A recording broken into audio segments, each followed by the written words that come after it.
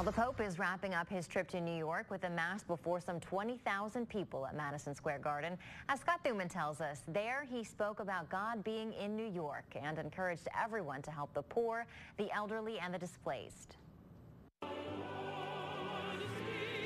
Madison Square Garden transformed into a house of religious worship with 18,000 people in attendance. In the name of the Father, and the Son, and the Holy Spirit. Peace be with you.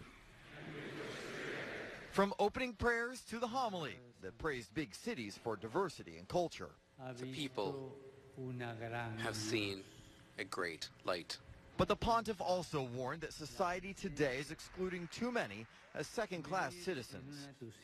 There are the foreigners,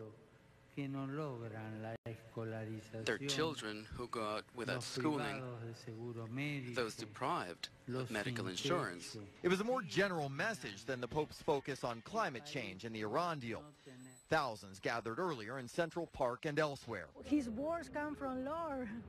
Yeah, impact me too. There is optimism about Francis's presence here amid concerns about the immigration crisis. Because some other countries, they have a lot of violence. I mean, like I can say about El Salvador, Mexico.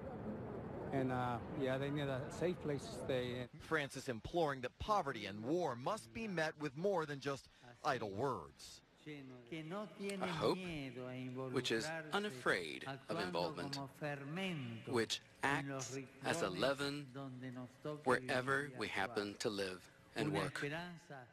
All in all, a successful first visit to New York for the Pope. The only complaint we heard is that his procession through Central Park was a bit too fast for them to get a good glance. Many, though, will get another chance. They tell us they'll follow him to Philadelphia Saturday morning. In New York City, Scott Thuman, now back to you. And Pope Francis begins the final leg of his U.S. tour tomorrow. He'll attend the World Meeting of Families in Philadelphia. Local 12's Anjanette Levy is in Philadelphia to cover the Pope's visit there. She'll have reports for us throughout the weekend.